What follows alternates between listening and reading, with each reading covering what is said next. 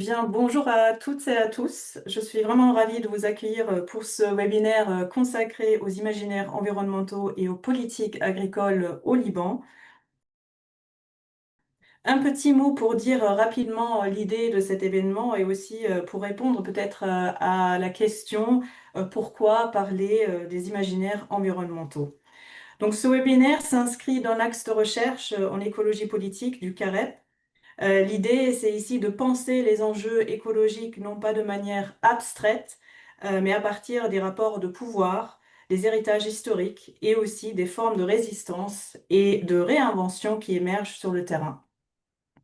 Dans ce cadre, parler d'imaginaires environnementaux, c'est une manière d'interroger les visions, souvent implicites, qui structurent les pratiques agricoles, économiques et sociales au Liban. Ces imaginaires influencent en profondeur les décisions politiques, les choix économiques et les pratiques du quotidien, parfois même sans qu'on s'en rende compte. Et dans le contexte de multicrises que traverse le Liban aujourd'hui, il nous a semblé essentiel d'ouvrir un espace de discussion, un espace pour réfléchir au modèle agricole en présence, aux récits qui les soutiennent et aux alternatives qui émergent, souvent discrètement d'ailleurs, en marge, mais qui portent des imaginaires différents et qui peuvent à leur tour bousculer les pratiques agricoles et aussi politiques. Donc pour nourrir cette réflexion aujourd'hui, nous avons la chance d'accueillir un panel d'intervenants de grande qualité. Nous avons avec nous Julie Trottier, Noah Sanad, Roland Riachi et Serge Harfouche. Donc un grand merci à vous quatre d'avoir accepté notre invitation. Et je vous souhaite donc à toutes et à tous une discussion très riche et stimulante. Et sans plus attendre, je laisse la parole donc à Julie qui va modérer cet échange aujourd'hui. Merci à Isabelle d'avoir organisé ce webinaire.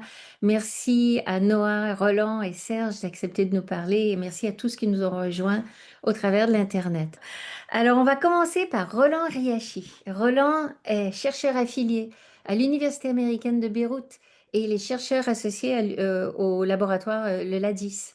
Ses recherches portent sur l'économie politique de manière générale, sur l'écologie politique en particulier dans le sens political ecology, avec un accent sur les questions de développement de l'eau et les ressources naturelles, de l'agriculture, de l'alimentation dans le monde arabe. Alors, il a publié beaucoup d'articles, des chapitres d'ouvrages, des rapports. Il a travaillé avec des agences des Nations Unies comme l'OIT et l'ESCOA et aussi des organisations internationales comme le CRDI et Oxfam.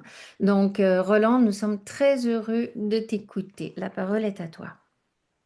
Merci beaucoup, Julie. Merci au CAREP pour, bon, comme disait Isabelle, pour cet espace qui est vraiment, on en a besoin en ce moment au Liban, surtout comme a mentionné Isabelle, cette crise multifactorielle qui tape le Liban depuis au moins 6 années. Après, bon, c'était pas non plus la virose avant. Et bon, on va revenir un tout petit peu sur cette époque aussi, sur cet épisode et pourquoi nous sommes en arrivés là. Avec un petit, je vais peut-être, Julie, aussi me fier surtout aux deux premières questions dans le document qui a été distribué avec l'appel pour le séminaire. C'est comment revenir un tout petit peu sur les racines historiques et politiques des imaginaires agricoles au Liban et comment ont-ils façonné le choix technologique et productif du pays. Et bien sûr, le rôle de l'État, des bailleurs de fonds et du secteur privé dans comment ça a façonné et transformé tout cet espace agricole au pays. Mais avant de commencer, il va falloir quand même remettre un tout petit peu dans le contexte ce qui se passe quand même au Liban depuis quelques mois maintenant. Et je vais juste m'arrêter sur ce qui se passe notamment dans le sud du pays, la guerre qui ravage et qui a ravagé le pays pendant ces dernières années et demie. Et là, je vais défiler quelques images de l'utilisation de phosphore, notamment sur les oliveraies au Liban. Et pour commencer un tout petit peu la discussion, un tout petit peu dans l'histoire, parce que bon, il faut comprendre aussi que le Liban est proche quand même.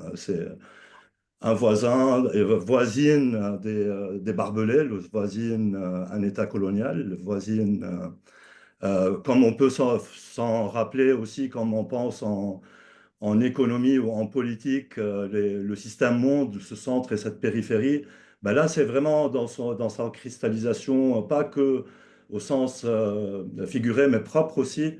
Autour de cette colonie, en fait, il y a de ce centre qui se veut centre du Moyen-Orient, il y a des barbelés, ça brûle autour. On peut imaginer, c'est un peu une douve dans cet État colonial et sioniste qu'est Israël. Donc là, je défile quelques images pour rappeler ce qui se passe jusqu'à maintenant, en fait. Depuis le tout début de la guerre, l'utilisation de phosphore sur les terres agricoles dans le sud. Et voilà, donc là, comme on voit, donc, une utilisation féroce de cette arme chimique pour, on dit, débusquer, soi-disant, les cachettes des personnes hostiles. Donc voilà, on essaye de mettre à terre tout ce qui est vert. Et en fait, le gars, Oussama Farhat, malheureusement, c'est un activiste qui répertoriait toutes ces actions et prenait des vidéos, des photos de toutes tout ce qui se passait, notamment sur le phosphore, et qui aidait peut-être Noah et Serge le connaissent, mais il fait partie du Southern, Green Southerner, donc les Verts du Sud, de cette ONG, et qui a été décédé malheureusement il y a 3 semaines par un raid israélien alors qu'il répertoriait et identifiait ses frappes. Dans les photos d'Oussama, on peut aussi, mis à part, bon, c'est pas non plus, on peut retrouver quelque chose de très important au Liban qui façonne énormément l'agriculture. Et pourquoi on l'appelle un château d'eau? C'est mis à part, bon, là on voit les oliveraies, on voit le phosphore vraiment cruel qui s'en est abattu dessus. Mais juste en dessous, il y a une strate assez intéressante géologique qui est le karst au Liban. On ne peut pas comprendre l'agriculture, on ne peut pas comprendre l'eau au Liban sans comprendre le karst. Ça, c'est quelque chose de très important. Comme on voit, c'est une formation géologique calcaire euh, qui permet énormément d'infiltration d'eau, qui ne permet pas la construction de barrages, d'où aussi on peut parler après concernant les mouvements environnementaux contre les barrages. Ben, en fait, c'est vraiment parce qu'il y a une strate géologique tout le long du pays, on la voit très bien ici. Le Liban est fait de ces strates géologiques de karst. Là, on le vient aussi dans cette photo. Et là, dans cette photo, merci Oussama, pensez à toi, on voit bien les ravages, mais on voit plus loin une carrière. Et cette carrière nous montre bien que si on ne voit pas ces rochers karstiques, ils ne sont pas très profonds dans la terre.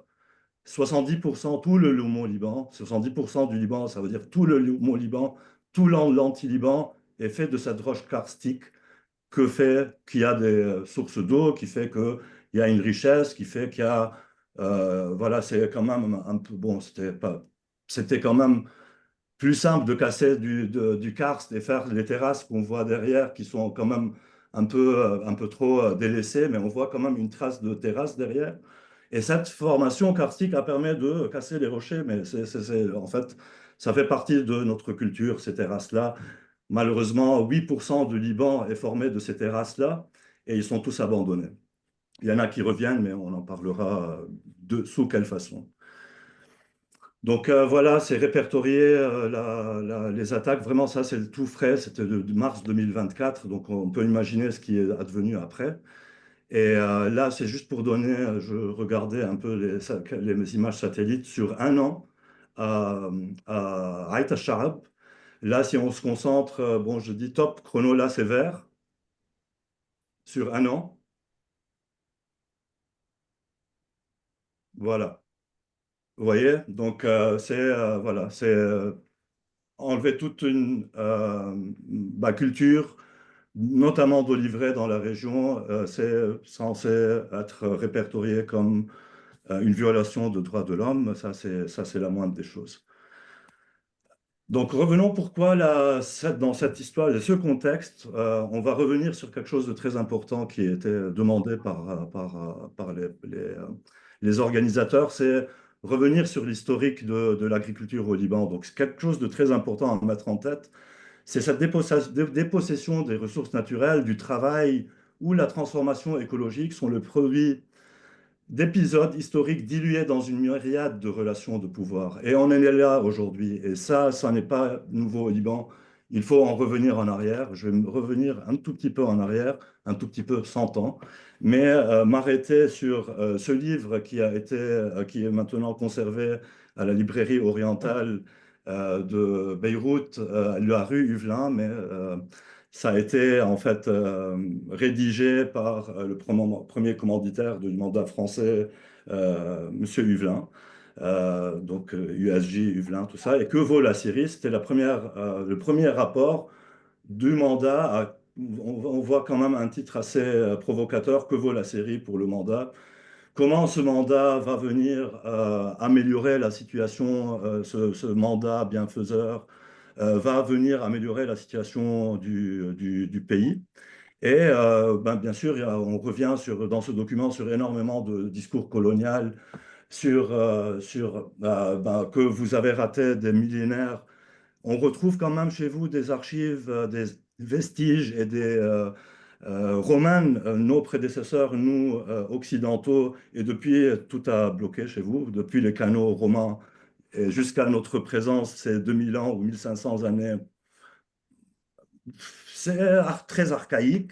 Il vous faut quand même un mandat bienfaisant et, pour venir améliorer les choses. On a quand même 100 ans d'expérience déjà en Algérie. Venons mettre ça en œuvre dans le Levant. Donc là, je reviens sur c'est juste après le mandat, mais bon, il était quand même un auteur, un géographe bien connu pour ceux qui ont travaillé sur le Liban, c'est Jacques Walras, et qui revient sur un point très important pour vous rappeler que quand même, c'est un peu provocateur, mais lire l'agriculture du Liban à travers le prisme colonial et maintenant, bon, depuis la moitié, bon, colonial, mais à travers aussi le prisme sioniste, c'est pas très faux. Et il y a quelque chose à piocher dedans. Donc là, Jacques Valras nous dit, mais si la misère immémorable du Fellah, donc parce qu'il est archaïque, intervient inévitablement dans le jugement que nous portons sur la valeur de sa terre, il n'est pas prouvé que des techniques modernes ne puissent pas transformer l'agriculture du pays, il parlait du Liban, et en tirer des ressources supérieures. Les efforts de la colonisation sioniste en Palestine, entreprises pourtant sur des terres qui ne sont pas parmi les mieux douées de l'Orient, sembleraient affirmer le contraire. Regardez, ils ont rendu le désert verdoyant, c'est quelque chose qui revient souvent et qui revient dans toute la modernité qui nous est exportée de l'Occident. Donc, semblerait affirmer le contraire. Seulement avec l'expérience sioniste, il ne s'agit pas uniquement de nouvelles techniques, mais en fait d'un véritable bouleversement social, ou mieux, du remplacement global d'une société par une autre qui lui était toute étrangère. 2 ans après son écrit et sa publication, on sait ce qui s'est passé. Donc, on sait ce qui s'est passé. La guerre froide, on rentre dans la guerre froide. La mission américaine du point 4 s'établit au Liban. Bon, il y a eu un président qui était pro-américain. Donc, bon, les Jordaniens aussi, mais pas les Syriens, mais pas les Irakiens. Donc là, les Américains ont exporté leur modèle de Tennessee Valley Authority avec leurs experts américains qui viennent regarder et observer où c'est qu'on peut faire des barrages au Liban. Bon, on se rappelle un tout petit peu de mon commentaire sur le karst. À l'époque, la géologie n'était pas très développée. On ne savait pas vraiment qu'il y avait 70% de karst formation, tout le mont Liban était karstique. Bon, c'était un peu, allez, il est où les reliefs les plus propices? Au Liban, c'est torrentiel. Il y a des vallées, il y a des endroits où c'est exigu. Mais cette exiguïté, je ne sais pas si le mot existe, mais ce fait d'être exigu, en fait, les vallées au Liban font que le barrage doit être très élevé pour avoir un petit volume. Donc, je vous donne un exemple. Derrière le barrage d'Aswan, qui fait 60 mètres, il y a 9 milliards. Mais derrière un barrage de 120 mètres au Liban, il y a 120 millions. Vous voyez un peu la différence et les coûts sont dans la construction de ce mur, en fait, du barrage. Donc, ça en est une autre raison. Mais bon, pour vous dire qu'en fait, ce qu'on trouve comme aujourd'hui comme projet de barrage, on en entend parler, remonte à cette époque-là. Donc ces 20 barrages-là ont été rétablis après la guerre. Donc là, bon, on est sur une phase bien sûr, après cette phase, il y a eu le chéabisme. Après la phase pro-américaine, il y a eu la phase chéabisme. Et il y a eu les premières politiques d'agriculture qui ont été établies. On en reviendra sur ces traces-là. Après, bien sûr, il y a eu la guerre civile au Liban. Et ce que ça a ramené, comme notamment des cultures de drogue au Liban, la plainte de la Beka, là, qu'on la voit, c'était l'opiacé. Hier, j'entendais que quoi ils vont le remettre au Liban. En fait, selon les statistiques, entre le cannabis et l'opium, ça rapportait entre 2 et 3 milliards. Donc, on était proche de la moitié du PIB libanais de guerre. Donc, ensuite, bon, s'opère, tout le monde le sait, la période de reconstruction. Mais pour cela, c'est juste que, comme dirait la question, il faut revenir sur ces points historiques. Bon, on aura peut-être l'occasion. Donc, statistiquement, là, mais c'est un tout petit peu comme Isabelle a dit, ne prenons pas les choses abstraites, mais quelque chose de très important, je crois qu'il le faut, parce que bon, en fait, il y a beaucoup qui déjeunent maintenant. Mais en écologie politique, cette chose, ou même en ethnographie, cette chose, elle est hybride, elle est matérielle, comme on va croquer dans une pomme, mais elle est aussi immatérielle. Donc il y a des politiques, il y a des lois, il y a des cultures, il y a une idéologie, il y a un discours dominant. Tout ça, c'est abstrait. Bon, il faut les capter, mais c'est de l'abstrait. Donc c'est entre l'abstrait et le concret qu'il faut analyser en fait l'agriculture au Liban. Donc on regarde un tout petit peu sur les chiffres de 3 enquêtes, pas que enquêtes, mais en fait c'était des recensements de l'agriculture au Liban. Donc toutes les exploitations ont été visitées. Et je vais revenir un tout petit peu plus longuement, peut-être si le temps me permet, sur la plus récente.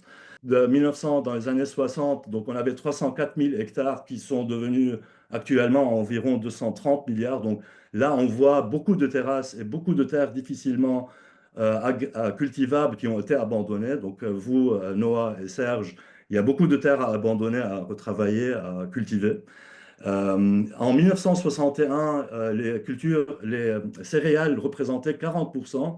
Aujourd'hui, ils ne représentent que 20% de la surface agricole parce qu'il s'est opéré avec le mandat français. Bon, comme quoi vous avez des avantages comparatifs, vous êtes riche en eau, vous pouvez planter plus d'agrumes et plus de fruits. Donc, allez, opérez-vous dans de l'irrigation. Donc, en 2010, les cultures permanentes d'arbres, notamment, est passée à 54% alors qu'elles représentaient que 20% avant, et suivi des cultures saisonnières et avec 2% de cultures en serre. Quelque chose d'important, c'est depuis les années 60 jusqu'à maintenant, la surface irriguée a triplé. Là, quelques cartes, juste la première, c'est les oliveraies au Liban, la deuxième, c'est les orangers, leur distribution et les pommiers en hauteur. Donc là, pour voir, si vous voulez, au niveau de Hasbaya Marjayoun, c'est là où la région a le plus souffert récemment. Donc, les exports libanais dans le monde, ils sont partout. On peut trouver de l'agroalimentaire libanais vraiment dans tous les coins du monde. Donc, il y a quelque chose, une intégration qui s'est opérée, mais aussi le Liban, comme on sait beaucoup, c'est un grand importateur de ces aliments, même la viande, comme on voit là, du Brésil, du fin fond du monde, on en ramène notre viande.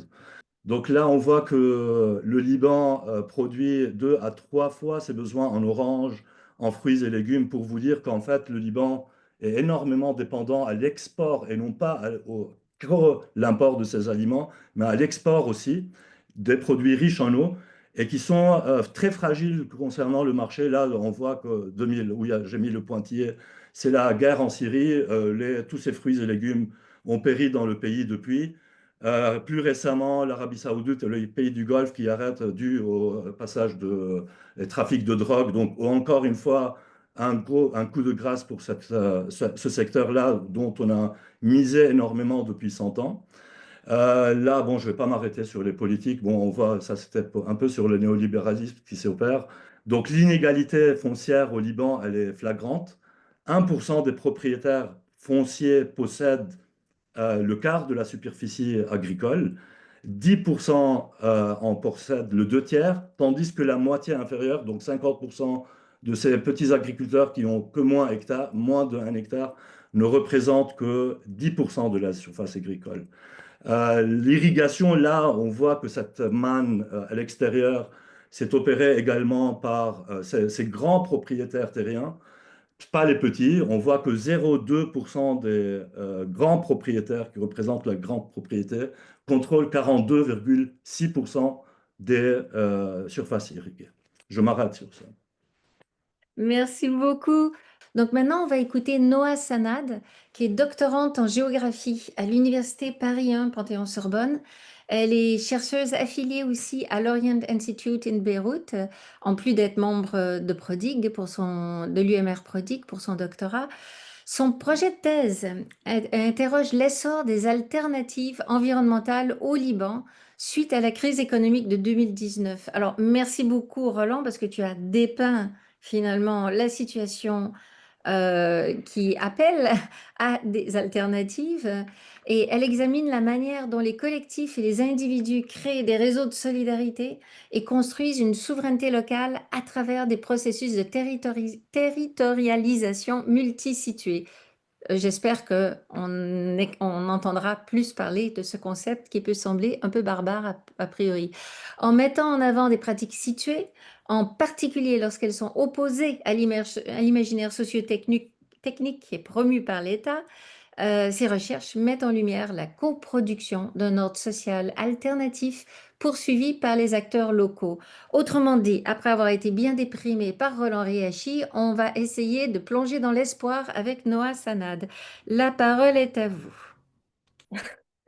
Bonjour à tous, merci d'être là. Je vais vous faire un partage d'écran d'abord. Ok. Ok, est-ce que c'est bon? Vous voyez?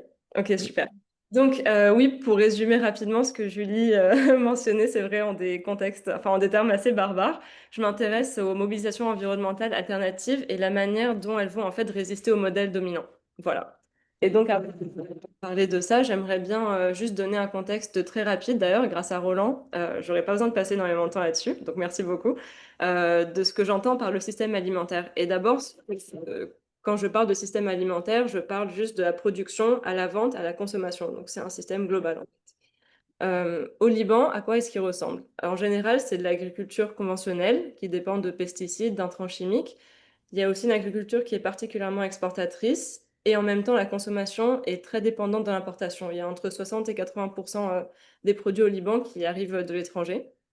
Au niveau du travail, c'est un travail qui est particulier, qui est en majorité informel. Il y a à peu près 80% des travailleurs et travailleuses agricoles qui qui n'ont pas de protection sociale. Et enfin, un des obstacles aussi à l'émancipation des producteurs et des petits, enfin, des petits producteurs, c'est la présence de marchés de gros. Il y en a plusieurs à travers le Liban.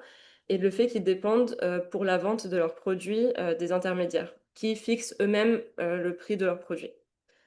Donc, après avoir un peu présenté le contexte en des termes assez généraux, j'aimerais bien expliquer un peu ce que j'entends par le contexte de crise.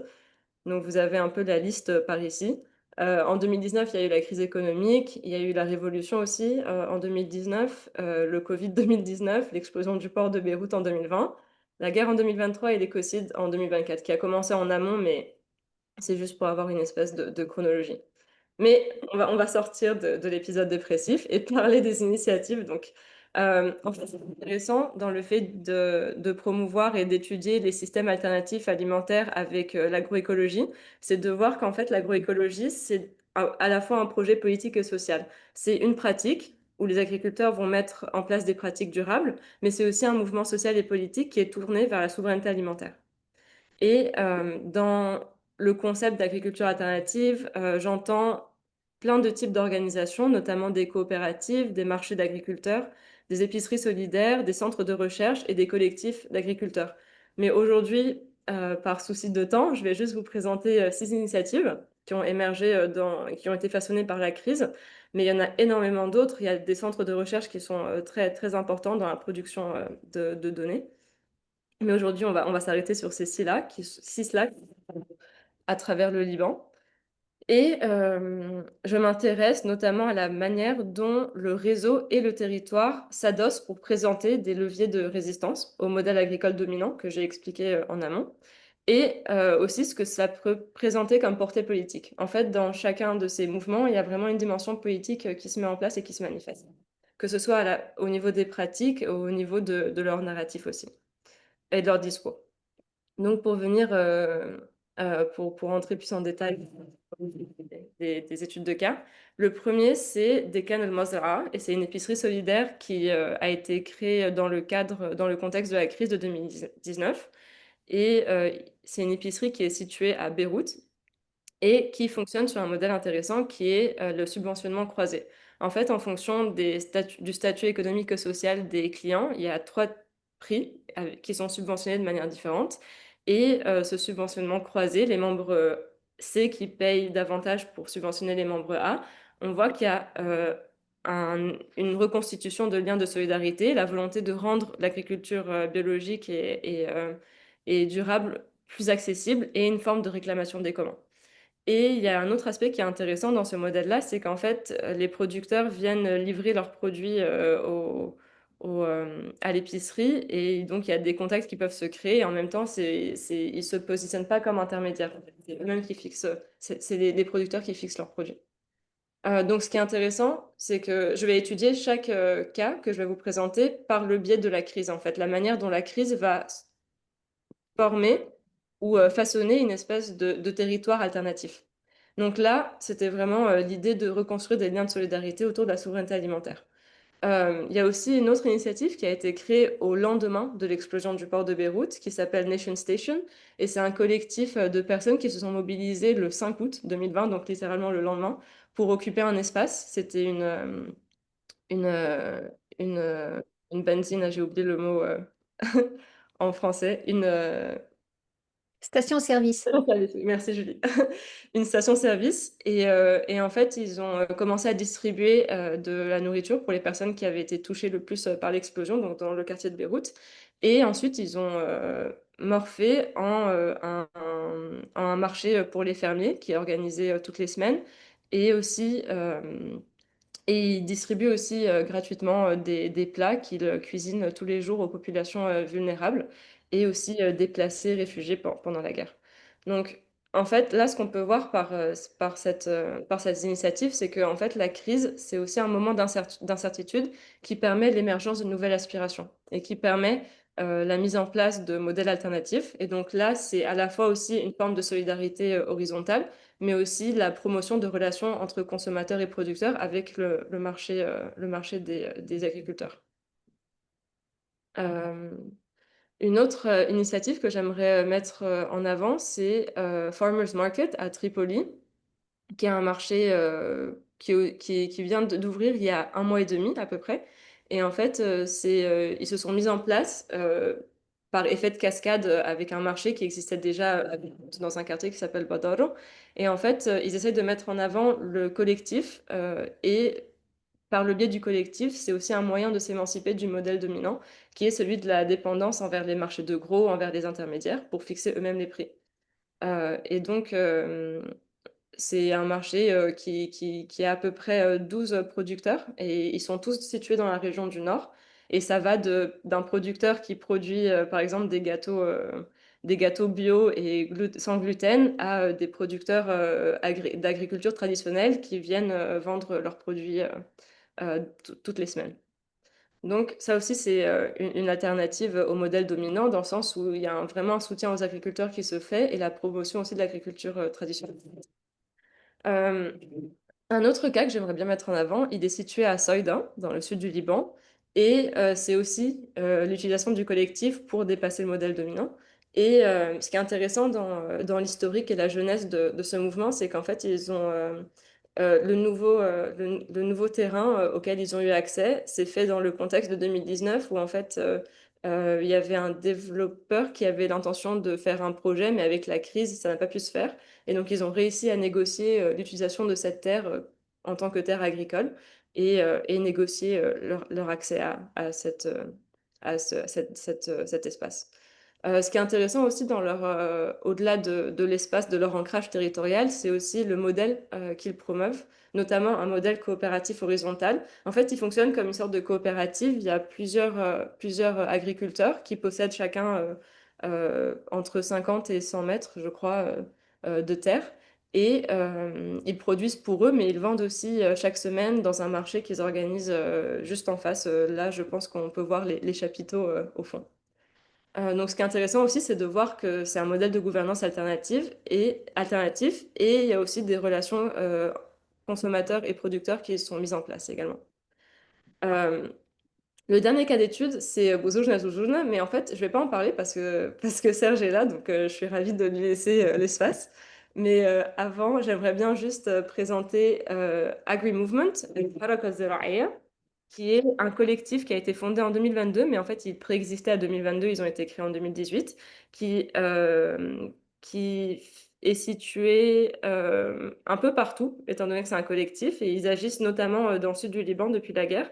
Et en fait, il y a les membres sont des femmes, des personnes queer, des réfugiés, des déplacés et des travailleuses et travailleurs agricoles syriens et syriennes. Et j'aimerais bien discuter de deux projets qu'ils ont mis en place. Un à Beddaoui, qui est dans le nord du Liban, vers Tripoli, où ils ont mis en place, avec l'aide des Nations Unies, dans un camp de réfugiés, un espace de production agricole. Et le deuxième, c'est un mouvement, pas un mouvement, mais un projet qu'ils ont mis en place à Sour, dans le sud du Liban, avec des déplacés internes et des réfugiés syriens, où ils ont mis en place une pépinière et une production. Et ce qui est intéressant, c'est qu'en fait, grâce à leur réseau, grâce au fait qu'ils fonctionnent avec les Nations Unies, donc en fait, ils parlent un peu le langage aussi des grandes institutions internationales, tout en réussissant à résister et à promouvoir un discours et des pratiques qui sont plutôt vers la souveraineté alimentaire. C'est une on voit qu'il y a une mise en place d'une contestation politique aussi. Et ce qui est intéressant, c'est que par exemple, il me semble que le camp de Bedawi, au début, était mis en place pour leur souveraineté alimentaire, et ils ont fini par vendre même à des restaurants de Beyrouth. Et la crise leur a profité en 2019 parce qu'en fait, les restaurants avaient du mal à importer les produits avec le dollar. Et donc, ils ont commencé à investir. Euh, Le dernier cas d'étude que je mentionnais, c'est un cas que Serge va développer bien plus, donc je vais juste rapidement en parler. Et ce qui m'intéresse dans ce projet-là, c'est la manière dont il s'émancipe du modèle dominant par la promotion des graines traditionnelles, et la manière dont la terre, voilà, encore une fois, est un espace politique qui est investi par des acteurs locaux. Mais je m'arrête là pour ça. Euh, donc voilà, en fait, les idées principales que j'ai essayé de mettre en avant aujourd'hui, c'est la manière dont la Terre vraiment représente un espace politique, et notamment par le biais de la crise. On voit qu'il y a plusieurs initiatives qui se sont constituées. Et si j'avais plus de temps, j'aurais bien aimé mettre en avant la manière dont ils interagissent ensemble, dont ils créent des réseaux de solidarité, parce que ces acteurs-là sont des acteurs locaux qui se connaissent et qui collaborent énormément. Mais c'est les idées que j'ai essayé de mettre en avant. Et, euh, et en conclusion, euh, ce que j'ai essayé de montrer, c'était que, en fait, à travers ces initiatives-là, on voit comment on peut passer de préoccupations environnementales, de pratiques quotidiennes, à des initiatives de production du commun, par la terre et par le territoire. En fait, ce qui est intéressant aussi, c'est qu'il y a pas mal de ces initiatives qui sont inscrites dans des réseaux transnationaux, à travers notamment le CIED, qui est un réseau transnational. Peut-être que Serge en parlera aussi, mais on voit qu'en fait, c'est pas qu'on peut sortir de cette manière-là d'une sorte d'exceptionnalisme du cas libanais.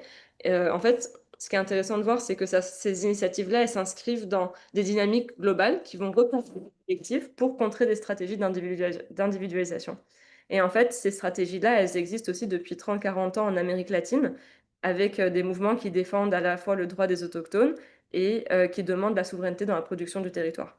Par contre, ce qui reste spécial au Liban, c'est cette double crise, à la fois la crise des modèles ruraux que Roland a mis en avant dans sa présentation, mais aussi la crise de l'État.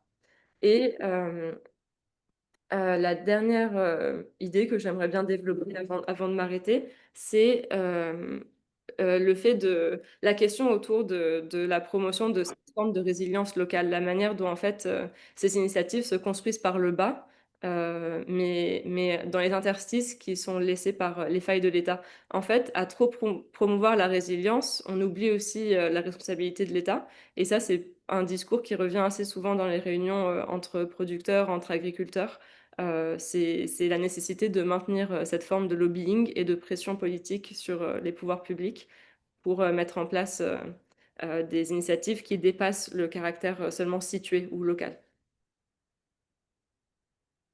Et ça, c'est des références additionnelles, comme il me reste 1 minute, que j'aimerais bien vous conseiller. En fait, le premier, c'est sur les solidarités agricoles qui sont invisibilisées dans la promotion de certains systèmes, et notamment en Palestine. C'est Julie qui a écrit ça, et elle s'intéresse à la manière dont, par exemple, promouvoir des discours sur l'efficacité et l'efficience de l'eau ça efface des solidarités agricoles qui existent entre les fermiers, notamment avec l'Arrobese. Mais voilà l'article si vous le voulez. Une autre référence que je trouve très inspirante, c'est Samir Amin, qui est un chercheur franco-égyptien qui s'intéresse à la manière dont il faut investir l'environnement comme un champ de bataille, où il faut se battre avec un discours propre et un discours qui est issu des Suds, en fait. Et de manière générale, il y a aussi sur les écologies de la résistance avec Mounir El-Khayat qui s'intéresse au sud Liban, la manière dont la guerre a impacté les agriculteurs et la production locale. Et la dernière référence que j'aimerais citer aujourd'hui, c'est le travail de Jibal, qui est une organisation libanaise dont je parle beaucoup dans ma recherche et qui est très importante et très intéressante parce qu'en fait, ils produisent énormément de données sur l'agroécologie au Liban et ils ont une base de données qui est assez conséquente. Donc, je vous le conseille. C'est très bien fait et leur travail est vraiment assez global et je parlais de la semaine dernière, mais j'ai pas eu le temps aujourd'hui. Mais voilà. Bien, merci beaucoup, Serge Arfouche. Est-ce que on peut maintenant vous donner la parole? Alors, vous êtes un intervenant un peu différent des deux premiers. Vous êtes fondateur du collectif Bouzourna Jouzourna, ce qui veut dire Co- nos graines sont nos racines, fondé Co-fondateur. en 2016 par des agronomes et des agriculteurs syriens, libanais et français. Le collectif anime une ferme-école dans un village de la vallée de la Bekaa avec comme objectif de promouvoir l'agroécologie localement. Donc votre initiative vise à la transmission des connaissances sur les cultures et les semences paysannes en même temps qu'à la maîtrise des moyens de production. Donc voilà, ben, nous sommes tout oui, vous avez 15 minutes. Merci. Bah, vous avez presque tout dit dans votre petit résumé. Je voudrais juste repasser sur le cofondateur parce que moi, je suis arrivé un peu après. Et du coup, avant moi, il y avait déjà des gens qui faisaient beaucoup de très beau travail. Et là où on est à 20 personnes qui fonctionnent à plein temps pour l'assaut sur le jardin dans les grandes cultures. Ceci dit, euh, ce que je trouve vraiment très cool qui se soit passé, c'est que Roland et Noah ont vraiment tout mis en place pour le contexte. Du coup, je n'ai plus besoin que de vous dire ce qu'on fait, hein, pratiquement sur le terrain. Ça facilite les choses. Et du coup, je commence par l'inspiration de notre projet. L'inspiration, c'est la crise avec un très grand C. C'est une population en siège. Et une population en siège est une population qui est en danger de mort par la faim. Du coup, l'utilisation de la nourriture ou de l'accès à la nourriture comme arme politique et arme d'oppression, on en a des exemples, on en a des tas. Oui, Ouais. je dois dire aux gens qui nous suivent que Noah Senad et Serge Harfouch interviennent depuis le Liban, où les conditions d'électricité ne sont pas extraordinaires ces jours-ci. Donc, c'est le principe de réalité pour essayer d'arriver jusqu'au bout. Oui, merci. Du coup, qu'est-ce que je disais? Oui, le siège.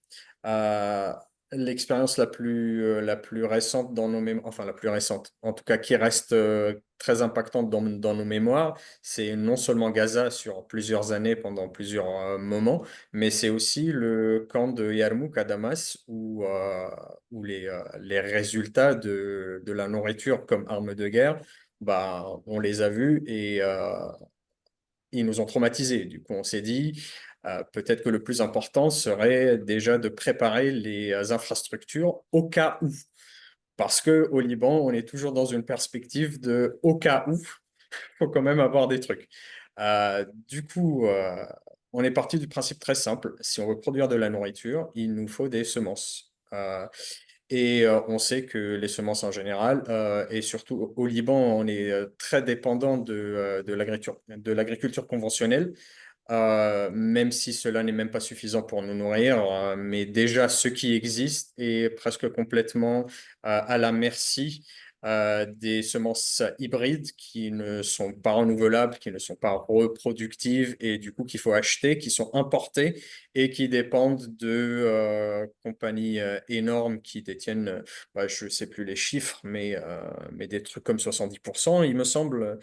Il faudra que je retrouve ça, mais de la production mondiale.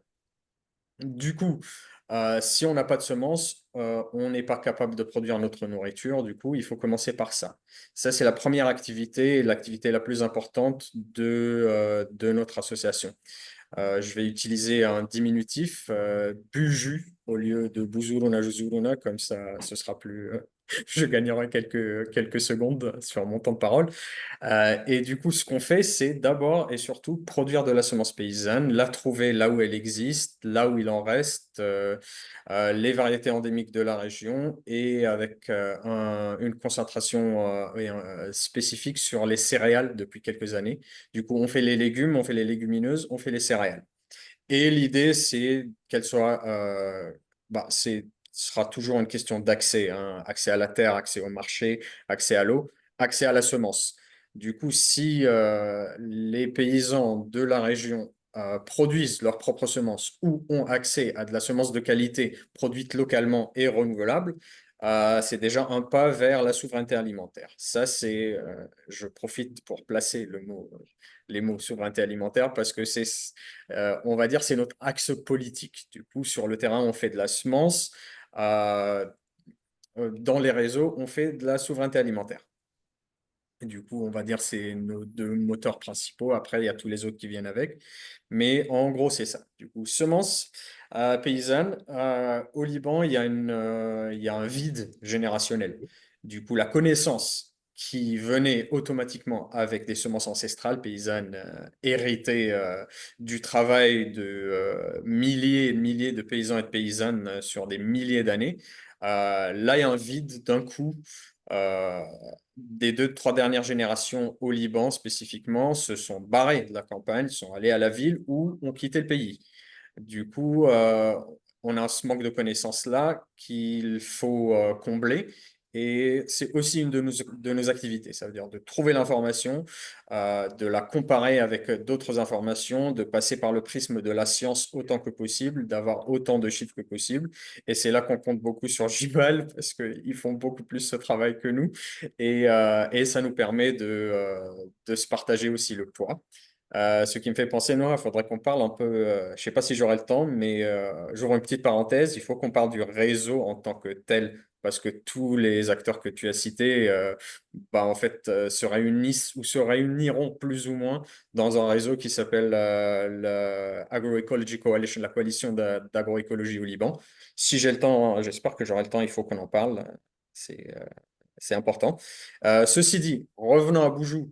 On fait de la semence, on fait de la connaissance qu'il y a autour de cette semence. Et du coup, il faut non seulement prendre, comme on dit, récupérer les données et les organiser, mais il faut aussi transmettre. La connaissance qui existe en ligne, elle n'est pas en langue arabe, où il y en a très peu, où c'est un peu diffusé, c'est un peu le bordel. Et du coup, on a trouvé que c'était très important de commencer par la langue qui est parlée dans notre région, et à partir de là, de diffuser autant que possible de l'information dans cette langue. Du coup, on a fait un livre qui existe en ligne en source libre et qui s'appelle Nahwa Istiqlaliyat al-Fallahin, du coup vers l'autonomie paysanne. Et l'idée que d'avoir une introduction à l'agroécologie en général avec 13 chapitres qui couvrent un peu tout ou presque. Du coup, il y a autant le potager que la construction en terre, autant de comment faire du savon que comment s'occuper commencer à s'occuper de faire du miel, de s'occuper des abeilles. Bref, ça brasse un peu large et ça permet de mettre un pied dans la production ou dans la transition vers une production écologique. En même temps, on a fait plein de vidéos pour que les gens puissent faire leurs intrants biologiques chez eux, parce qu'on produit ça aussi, ce qui fait que toute la gestion des maladies se fait de façon extrêmement naturelle. Et il y a des petites recettes en ligne, les gens ils peuvent regarder la vidéo, faire ça chez eux, que ce soit des paysans, des néo-ruraux, des urbains, bref, peu importe, c'est accessible. Et l'idée, c'est aussi vraiment le plus large possible. Du coup, là, c'est la diffusion. Et à- grâce ou plutôt parce que nous avons cette mission où nous prenons à cœur cette mission de diffuser, nous avons aussi mis en place un cinéma numérique ambulant inspiré d'un autre cinéma numérique ambulant qui fonctionne très très bien en Afrique de l'Ouest. Et l'idée, c'est de montrer des films, aller dans les villages, se poser avec les gens et sensibiliser et parler des différentes expériences alternatives, on va dire. Du coup, là, j'ai l'impression que j'ai fait presque le tour de la question. Il y a aussi le réseautage. On fait beaucoup ça aussi à Buju parce que il est très clair qu'on ne peut pas vivre seul et dans la forêt, c'est le réseau qui garde tout le monde vivant et en bonne santé. Et on gagnerait à se comporter plus comme des éléments d'une grande forêt que autre chose. Ce qui fait que les réseaux, ils sont au niveau local. Du coup, il y a ACL, l'Agroecology Coalition of Lebanon. C'est pas encore lancé, ce n'est pas encore en public, mais la plupart des collectifs et des personnes que Noah a déjà cités font partie de, de la cofondation de cette coalition. Et l'idée, c'est encore une fois de non seulement fonctionner en réseau, mais d'être fort ensemble vis-à-vis de l'État. Et là, j'ouvre encore une parenthèse. On a entendu parler ces derniers temps d'une nouvelle loi sur les semences qui pourrait, à un moment ou un autre, nous tomber sur le coin de la gueule. Et du coup, on a déjà dû faire face à ça il y a quelques années. La loi, heureusement, a été... Ah là, ça marche mieux, je peux faire... Voilà. Euh, Bonjour. Et du coup, cette loi, elle a été déjà bloquée une fois. Maintenant, on entend dire qu'elle va être amendée, changée, etc. Et on essaye tous, en tant que collectif et en tant que collectif de collectifs, d'arriver au texte et de comprendre vraiment c'est quoi les enjeux. Parce que si ça va être encore une fois un copier-coller des lois européennes qui imposent les F1 et qui nous limitent à des catalogues très spécifiques, bah en arabe, on dit Matrah ma khairi shana'ou. Je ne vais pas traduire parce que c'est extrêmement vulgaire. Celles qui le comprennent m'excuseront. Les autres, voilà, je vais zapper.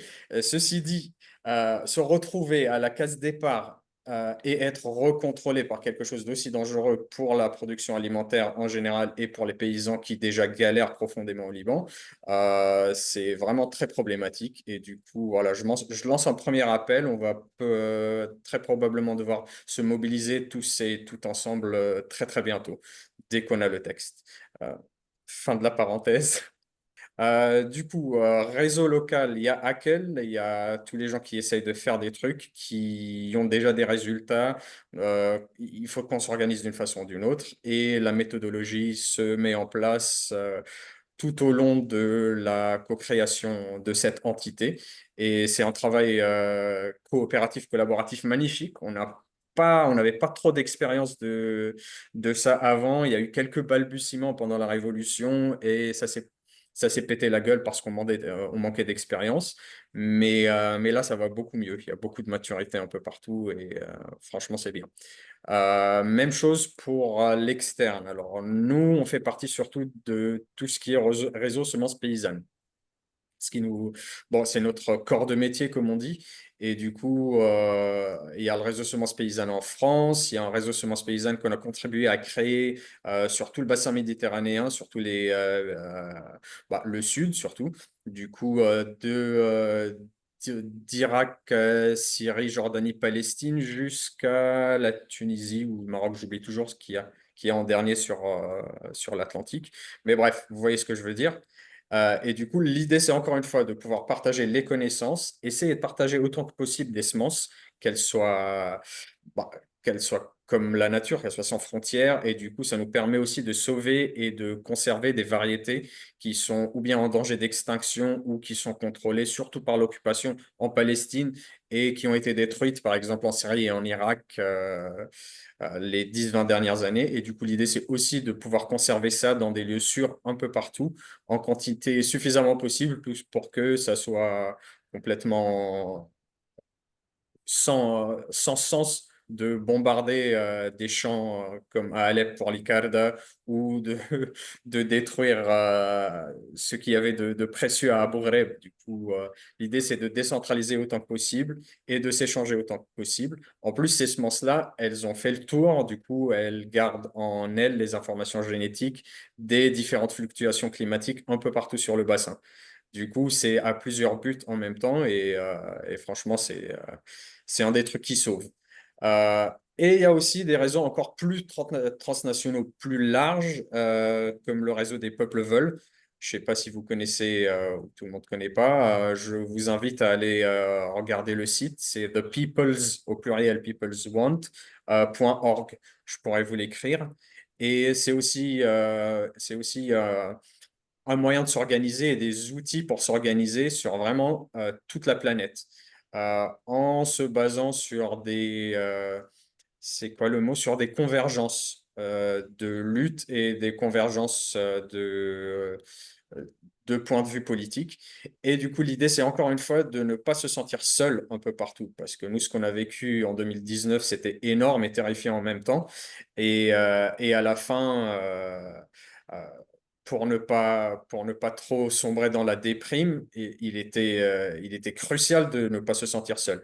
Et du coup, juste le fait de connecter toutes ces expériences qui finalement se ressemblent, parce qu'on se bat tous contre une même machine, que ce soit le visage extractiviste quelque part ou le visage colonial destructeur quelque part, ça revient au même système globalisé. Et du coup, c'est intéressant de pouvoir s'imaginer beaucoup plus large que juste notre impact sur nos petits territoires avec nos petits problèmes, etc. Je n'ai plus de temps. Vous avez épuisé vos 15 minutes. Ok, bah, je m'arrête là abruptement et le reste, on verra comment on fait. Ben, merci Merci. beaucoup pour toutes vos interventions. J'aurais des questions peut-être un peu plus larges pour les trois présentateurs. Euh, Il y en a deux qui ont bien discuté, qui ont souvent mentionné la souveraineté alimentaire et l'agroécologie. Alors, je ne veux pas faire la maîtresse d'école, mais ce sont des termes très larges qu'on peut interpréter de différentes manières. J'aurais aimé vous entendre sur comment vous définissez la souveraineté alimentaire et comment vous définissez l'agroécologie. Et j'ai aussi beaucoup apprécié, malheureusement, la présentation que j'ai dû un peu écourter de Roland Riachi, qui lui nous a beaucoup parlé de colonisation et finalement de situation postcoloniale. Est-ce que je pourrais vous demander à tous les trois, bon, il y en a deux, à Noah et Serge, spécifiquement, comment est-ce que vous voyez souveraineté alimentaire? Est-ce que tous les acteurs que vous étudiez, Noah Sanad, est-ce qu'ils la définissent de la même manière? Est-ce qu'ils définissent agroécologie de la même manière? Parce que on pourrait prendre ce terme-là dans plusieurs directions. Et comment est-ce que ces deux termes se situent dans un contexte de lutte postcoloniale? Ça, cette question-là, ce serait pour Monsieur Riachi plutôt, mais enfin, sentez-vous libre de répondre à ce que vous voulez. Bon, ayant travaillé quand même sur la question de souveraineté alimentaire, bon, j'ai laissé toute cette partie-là et je suis très content que Serge a amplement discuté autour avec vraiment le praxis qui est derrière. C'est pas que l'idée qui nous provient de la coalition Via Campesina et qui a été une coalition après et qui a été quand même académiquement appropriée pour discuter comment contrer un régime néolibéral. Bon, je pense aux travaux de Philip McMichael, par exemple, ou plein de gens qui ont discuté la question de la souveraineté alimentaire entre l'académie et l'activisme. Mais comme a dit Julie, c'est devenu malheureusement, et très malheureusement, depuis très peu de temps, et je fais référence quand même au ministère de l'Agriculture française, de France, le ministère français, qui est devenu et de la souveraineté alimentaire. Et on comprend ici comme quoi le mot a été coopté, effectivement. Et on mixe maintenant entre souveraineté alimentaire et autocratie, mais genre une autarcie, pardon, alimentaire, pardon, le côté dyslexique. Et du coup, ce mot-là a été devenu, mais il faut le réapproprier parce qu'effectivement, on le perd un tout petit peu, Serge, entre les mains et c'est devenu, comme je dis, un peu, on peut trouver vraiment des rapports nationaux et qui risquent de mal traîner ce concept qui était vraiment, comme tu disais, où est-ce qu'on en est maintenant? C'était une coalition, et ça l'est toujours, la coalition de la Via Campesina qui est derrière ce mot-là. Maintenant, au niveau, comme Julie l'a mentionné, j'ai parlé beaucoup de colonisation, c'est vrai, mais j'ai commencé au néolibéralisme parce que, bon, je suis passé de la colonisation, bon, ce qui est le mandat dans la région, ensuite la guerre froide, la construction nationale. Je commençais à toucher à où est l'État, comme a dit Noah, parce que c'est très important. Si je peux, je montrerai, je peux en discuter, mais effectivement, c'est déjà en lien avec la souveraineté, c'est deux axes extrêmement opposés en économie politique, quand on le reflète. C'est cet axe, si on fait privé-public, mais un autre axe qui est, et je me dirais plus souveraineté hégémonie, en fait. Il y a ces deux axes entre ce colonialisme, cette dépossession, et de l'autre axe, cette souveraineté qui se veut, on peut pas, ils ont essayé de construire quelque chose de souverain, mais quand on dit souverain, il y a aussi cet axe privé et public. Qu'est-ce qu'on défend? Est-ce qu'on défend la propriété privée au Liban ou est-ce qu'on défend l'eau et les ressources naturelles comme un bien public? C'est flou. Donc on en est plein dedans et heureusement, je dis que dans tous ces axes dont je parle, qu'il y a des gens comme Serge sur le terrain qui essayent quand même de balancer entre marchés bien installé, comme a dit Noah, conventionnel, exportateur, travail informel, à la limite de la traite, comme on peut dire. Ils étaient, ah, comment? Ils payaient peut-être 10 dollars pour un Syrien dans les champs avec la crise. Et bon, la livre libanaise, elle a perdu 60 fois sa valeur. C'est devenu, ah, mais on lui paye 5 dollars, mais en valeur libanaise. Donc, c'est vraiment de la traite et c'est de l'exploitation, comme je disais. Donc, c'est une transformation écologique. Mais derrière cette transformation naturelle, il y a aussi une exploitation de la main-d'œuvre. Et voilà, voilà. Où est-ce qu'on en est là? Je vais juste mentionner un tout petit truc, parce que c'est juste pour vous donner une idée des politiques nationales qui étaient mises en œuvre au Liban. Donc, il y a en fait cinq éléments. Il y a le CDR, donc la Council for Development and Reconstruction, qui recevait 0,2 millions de dollars à travers les bailleurs de fonds notamment, dans tout ce contexte de politique et de dépenses agricoles au Liban. Écoutez bien le mot, ça c'est 0,2%, c'est rien, moins de 1%.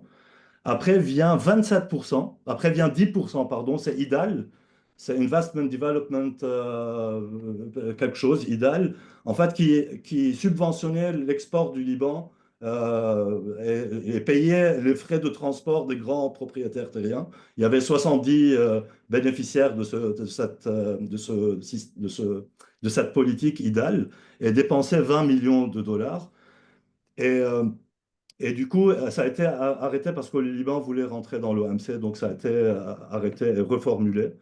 Après, on a 49%, c'est l'impôt, donc ça fait 100 millions à peu près, c'est pour l'import du blé dont on parlait aussi, bon, c'est une grosse question, l'import de blé au Liban. Ça prend 50% de tout ce qui est distribué par l'État au niveau alimentaire et agricole. Après, on a le ministère de Finances et là, on en a pour 27%, c'est pour la culture de tabac. Donc là, il dépense le Liban 193 millions par an pour la culture de tabac et pour subventionner, vraiment, les gens qui connaissent le Liban savent où est-ce que ça part quand on parle de culture de tabac.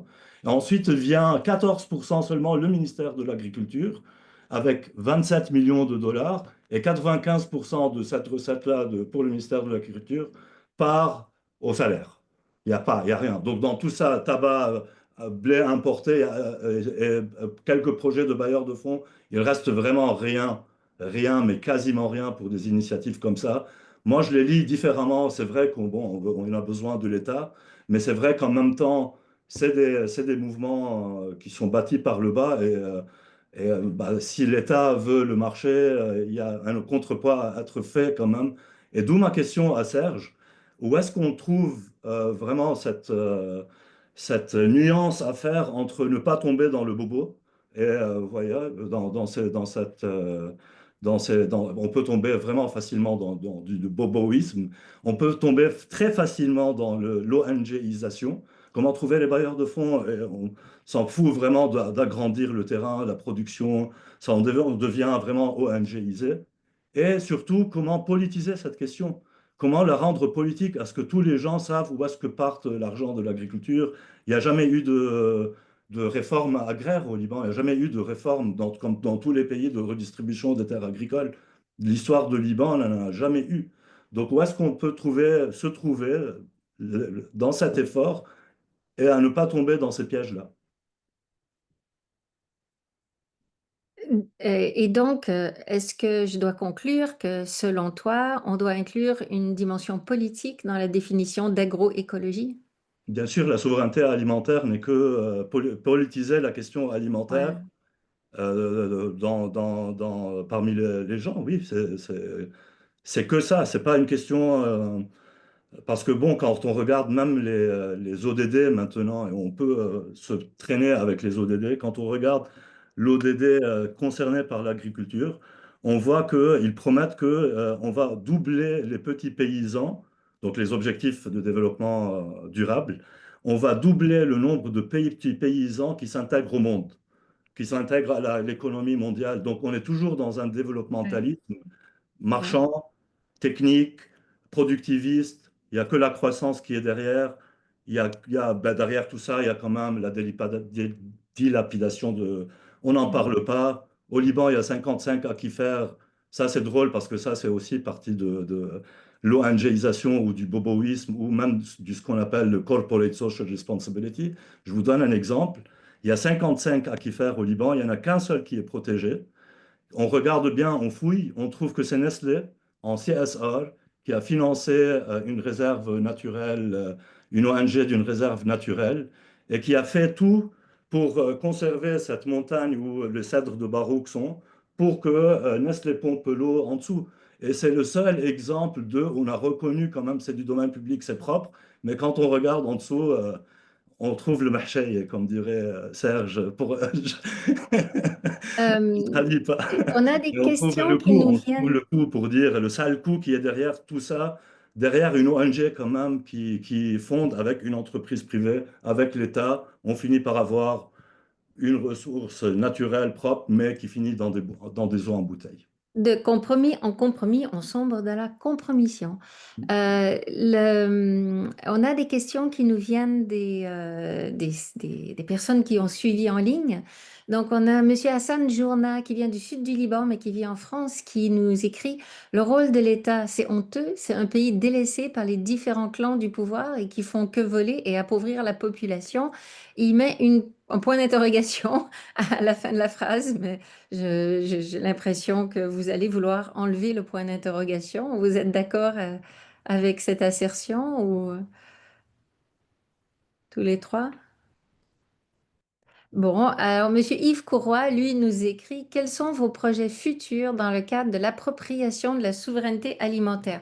C'est bien, avec même nos participants suivent le format de ce webinaire, c'est-à-dire que en premier la déprime et après l'espérance. C'est très bien. Donc, quels sont vos projets futurs? Oui. Je me demande si j'essaie de répondre à tout ce qui a été posé ensemble jusqu'à présent. Parce Oui? il y a souveraineté alimentaire, il y a agroécologie et il y a comment on trouve l'équilibre entre tout. Tu m'as posé une colle, Roland, là, ça va être hyper compliqué à essayer. On va essayer de trouver des pistes de réponse. Quels sont les projets? Je vais commencer par la fin, enfin par la dernière question. Nos projets là pour l'instant, c'est cette année, c'est surtout les grandes cultures.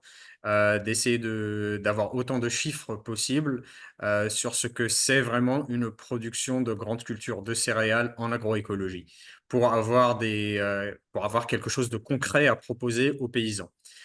Et du coup, nous travaillons en partenariat avec Betskef, qui possède je ne sais plus combien d'hectares, mais une très grande quantité. Et du coup, euh, grâce à eux, grâce à ce partenariat, nous pouvons produire, oui, produire plusieurs variétés de céréales, dont des blés, des orges, des avoines, etc., dans une zone qui est collée à une réserve naturelle, qui est la réserve naturelle des marécages de Rami.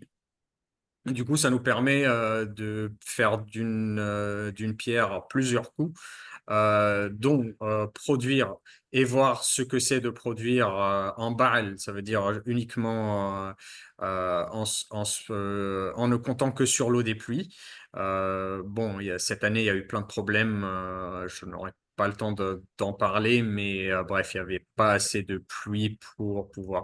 Bref, c'était tout un truc. Du coup, on a dû mimer la pluie en irriguant une fois. Mais bref, c'était tout un débat.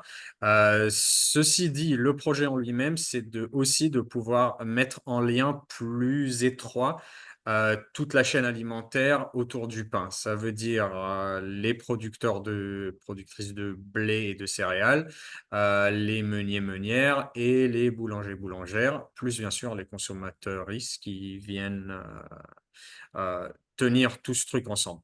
De ça, voilà, ça c'est pour répondre à la dernière question.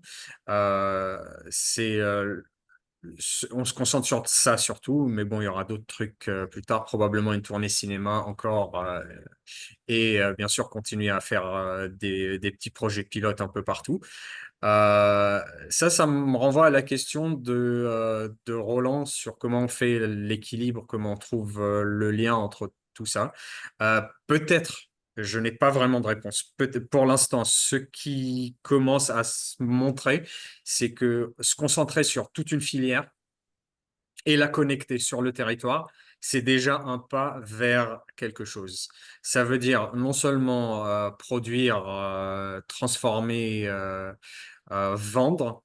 Euh, Par exemple, le pain, ça veut dire passer de la graine de blé à la brioche, par exemple, et avoir tout ça connecté. Mais c'est aussi d'essayer de construire la culture qui vient avec. Ça veut dire, bon, en repartant sur un un des piliers de l'agroécologie, c'est l'économie locale circulaire et la culture locale circulaire. Ça veut dire profiter d'une production pour diversifier les autres productions. Ça veut dire qu'autour du blé, il pourrait y avoir aussi du théâtre. C'est donc une production culturelle artistique qui est extrêmement bénéfique à la société autour de ça, ou du cirque, par exemple. Du coup, l'idée, la piste de réflexion, c'est on a une production alimentaire et à côté, on a aussi des productions annexes qui viennent nourrir ce microcosme qui pourrait petit à petit grandir et capter encore plus de production, consommation, etc., etc. Je ne sais pas si c'est clair. Dans ma tête, c'est vraiment pas clair encore. On en parle beaucoup à la ferme, mais on n'a pas encore réussi à théoriser le truc. Mais c'est peut-être une piste. C'est peut-être quelque chose à creuser parce que en me rebasant sur aussi les discussions avec la coalition agroécologie, on a trouvé jusqu'à présent que le plus logique, c'est vraiment de connecter tout le monde et de faire en sorte que tous les petits systèmes de gouvernance qui sont plus ou moins spécifiques à chacun de nos collectifs sont quand même des inspirations pour des systèmes de gouvernance un peu plus larges et sans pour autant arriver à un point où on a une bureaucratie lourde et des États faillis, mais rester vraiment à un niveau humain. Et du coup, une des propositions dans ce cas, c'est de se dire peut-être que la municipalité, c'est vraiment le plafond de la gouvernance. On aurait potentiellement pas besoin de plus que ça pour vivre décemment sur les territoires. Après, il faudra réfléchir aux projets qui ont besoin de l'État. Mais la plupart du temps, pour repartir vers le début et la roche karstique, des projets énormes de l'État, c'est des barrages dans des endroits qui servent à rien, hein. Je veux dire, c'est un gros gaspillage. Du coup, peut-être aussi une des pistes, c'est réfléchir à c'est quoi un État, il sert à quoi dans un monde moderne, etc., etc. Du coup, plus d'ouverture philosophique que de réponse aux questions. Je suis désolé. Mais moi, ce que Voilà j'entends où on quand en est. je vous écoute, c'est que vous proposez une construction khaldounienne d'un État pour se débarrasser d'un État qui s'est construit à la manière hobbesienne. Khaldounian, yani Ibn Khaldoun. Ibn Khaldoun, oui. Ok, Ibn je connais Khaldoun pas dans le détail ce considérait qu'il que raconte. Ibn Khaldoun considérait que c'était les petites unités, il parlait d'Assabiya, que c'était les petites unités qui avaient énormément de solidarité entre elles, qui, si on cultivait leur force à chacune, pouvaient ensemble, de manière agrégée, faire un État fort. Hobbes, lui, partait du principe complètement opposé. Il fallait casser les liens Descend. communautaires pour imposer l'État léviathan.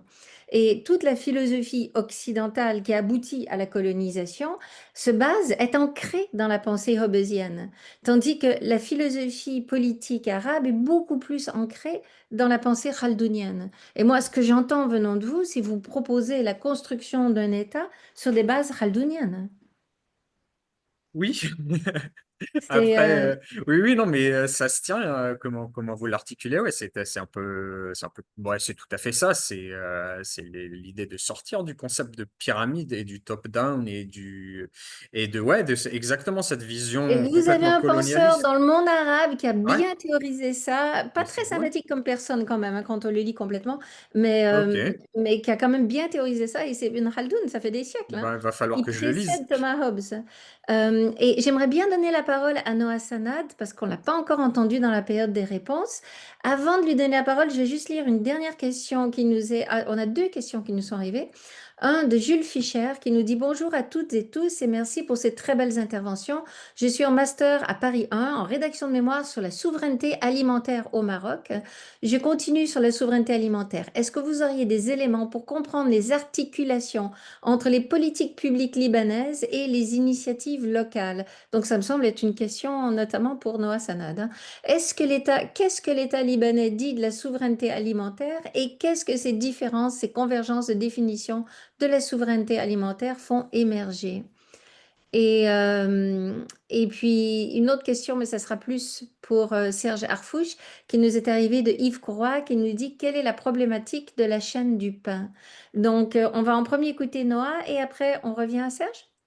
Euh, je veux bien répondre à la question au début sur les différentes définitions de l'agroécologie et de la souveraineté alimentaire parce que je trouve que c'est une question très centrale et très politique. Et peut-être que je peux laisser Roland répondre à la question de D'accord. étant donné qu'il a envoyé un article rédigé par lui. Donc voilà. D'accord. Non, Mais non, c'était un article parce que bon, c'était comment politiser, mais dans cet article, effectivement, je parle du cas libanais, du cas marocain et du cas palestinien. Et bon, ça remet un tout petit peu quand même ça peut donner une référence. ben, chouette, merci beaucoup pour Jules du coup. En fait, pour répondre à la question, je m'inspire à 100% d'un papier de recherche qui a été fait par Gibal. Et c'est Agroecology and Upscaling Potential, en fait, où il pose la question de comment concrétiser ces modèles-là à grande échelle. Et en fait, ils définissent l'agroécologie selon trois tendances, en fait. Donc, c'est trois choses en même temps. D'abord, c'est une pratique où les fermiers vont innover et adapter leurs pratiques à la nature et à l'environnement dans lequel ils font partie, auquel ils font partie.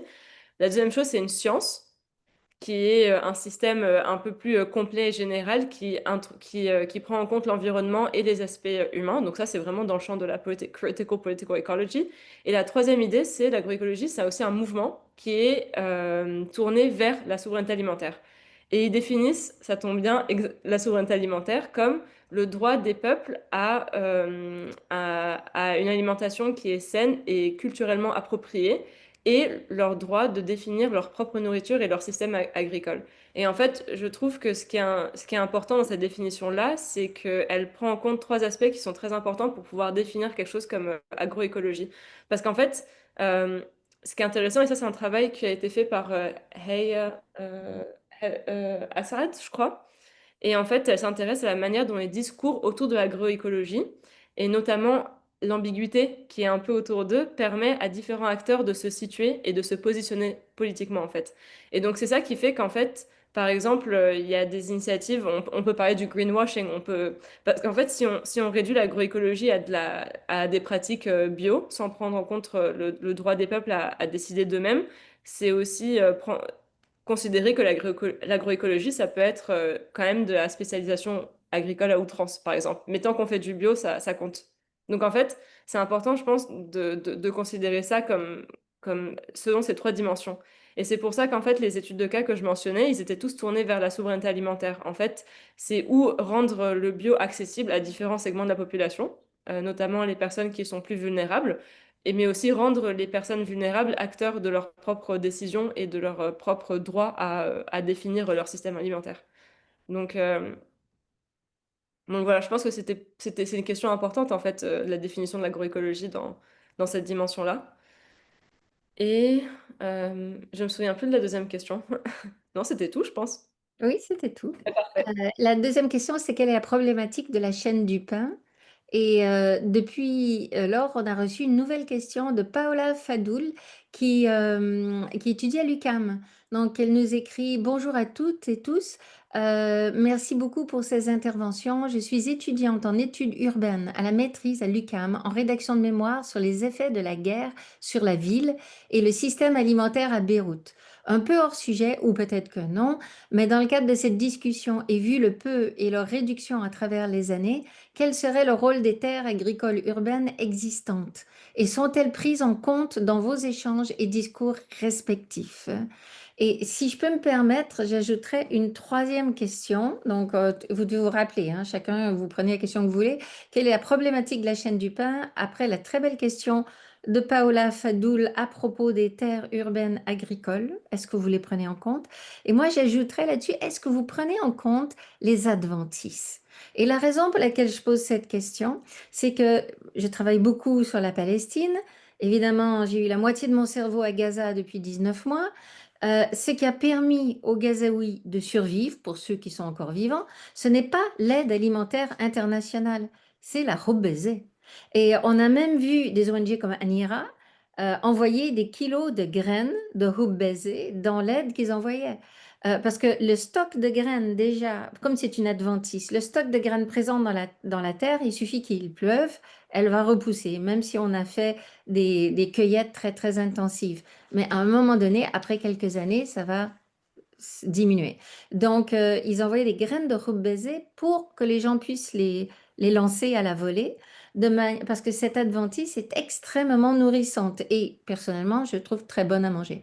La soupe de Rubezae, de nombreux Gazaouis me disent qu'ils ont été réduits à un moment donné à faire simplement bouillir la Rubezae dans de l'eau et ils mangeaient la soupe à la cuillère. Un peu comme nos grands-parents ont mangé de la soupe d'ortie pendant la Deuxième Guerre mondiale, hein. Et du coup, moi, j'aimerais ajouter cette troisième question. Est-ce que vous prenez en compte les adventices? Je peux commencer par le pain, si ça vous va. Oui, oui. Bah, les problématiques, elles sont multiples. Euh, la, je pense que la première, c'est la production en soi. Il n'y en a pas assez, on va dire. Euh, Ceci dit, on n'est jamais très sûr que le Liban et peut-être que Roland pourra nous éclairer plus sur ça, mais le Liban n'a jamais vraiment été, comment on dit, self-sufficient, euh, auto, Autoproducteur. ouais, Autosuffisant. Autosuffisant. autosuffisant en blé. Euh, Ceci dit, ce qui existe surtout sur le marché au Liban, c'est le pain pita, ouais, le pain plat là, avec qu'on peut rouler et tout, qui est bourré de gluten, bourré de sucre, qui est une production industrielle énorme et qui vient d'une farine qui a été pendant longtemps subventionnée. Après, encore une fois, c'est Roland qui devrait répondre à ça. Je ne sais plus à quel niveau c'est encore subventionné. Euh, mais du coup, euh, juste le fait d'avoir une farine pas chère, extrêmement malléable, industrielle, utilisable, pour de la production de masse, c'est déjà quelque chose qui bouffe complètement la production des petits tanours et sauges et de temps en temps des pains au levain.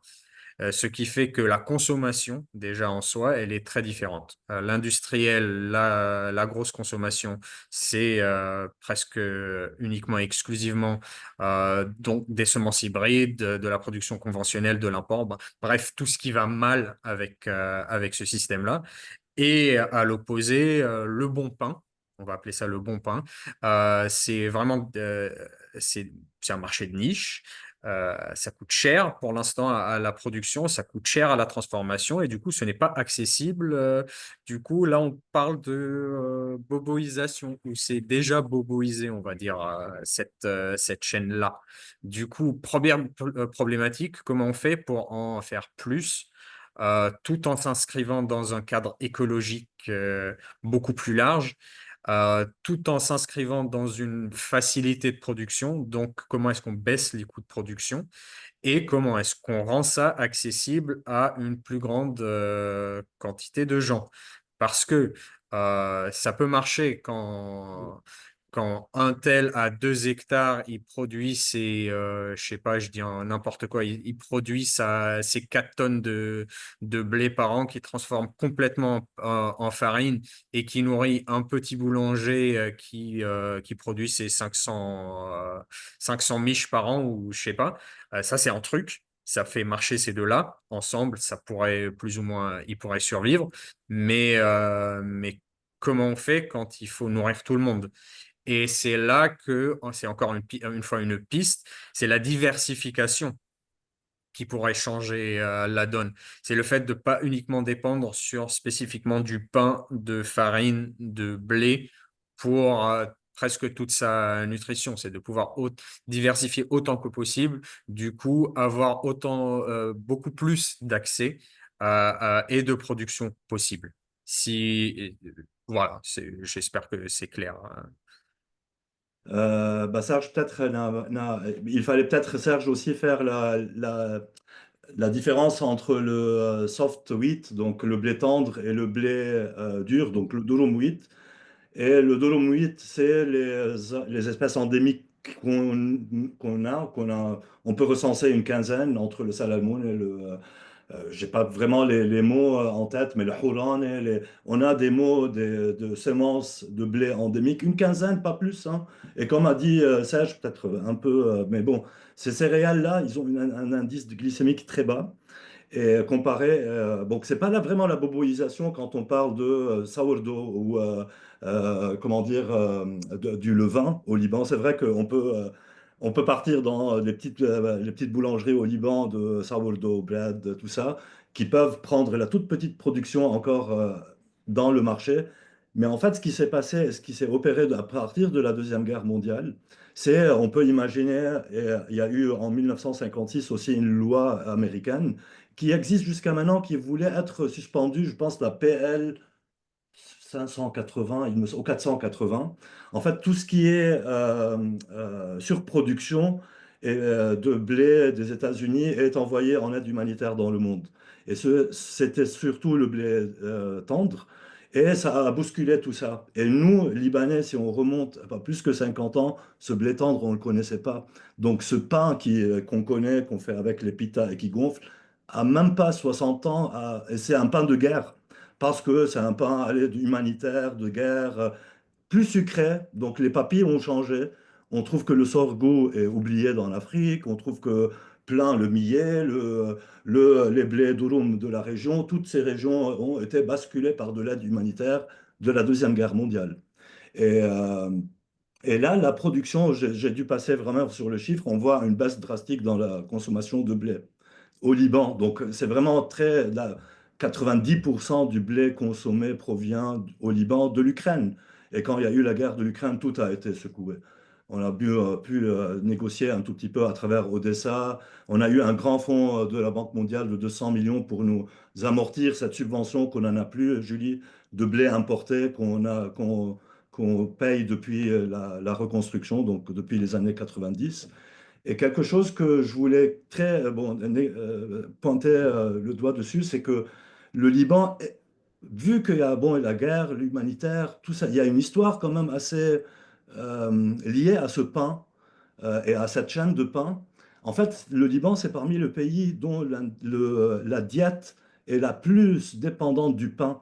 Là, récemment, pendant la crise, on est passé de 45% de l'energy intake, donc de la prise L'apport calorifique. apport calorifique d'un Libanais de 45% à partir de blé à 55% à partir de blé. Donc c'est vrai qu'on en mange énormément, Serge. C'est pas la peine de. C'est vrai que moins de production de meilleure qualité locale et revenir sur les papilles des gens comme quoi c'est ça qu'on mangeait et qu'on mangera toujours, c'est vraiment quelque chose à taper dessus. Et parce que on revient sur l'oligarque, les oligarques qui sont derrière, il y a 4-5 importateurs, il y a une dizaine, une douzaine de moulins. Donc c'est vraiment, comme dirait Noah tout à l'heure, c'est vraiment très concentré comme les intrants, tout ça, vraiment toute cette production ou cette chaîne alimentaire en soi au Liban est à repenser aussi. Pour la question urbaine, Paola, je vous invite, je pense que c'était en 2015 qu'il y a eu une loi très importante, je pense que ça mérite d'être prise faire une thèse dessus, au Liban 2015-2016, c'est en fait la transformation simplifiée d'une terre agricole à une zonification urbaine. Et on n'a pas encore les éléments depuis pour savoir ce qui s'était opéré, mais c'est une loi très malencontreusement contre une vraie planification urbaine du pays. Voilà. Ben, je vous remercie beaucoup et merci pour cette piste pour Paola. Donc, je vous remercie à tous les trois présentateurs pour vos belles présentations aujourd'hui. Je remercie tous les participants qui nous ont rejoints. Et puis évidemment, merci beaucoup à Isabelle d'organiser ces webinaires qui nous permettent de nous rencontrer. Et puis, ces échanges, c'est comme semer, c'est comme des semences en fait, parce que les idées grandissent ensuite et on va continuer à échanger. Donc, merci à tous. Merci à tous les quatre.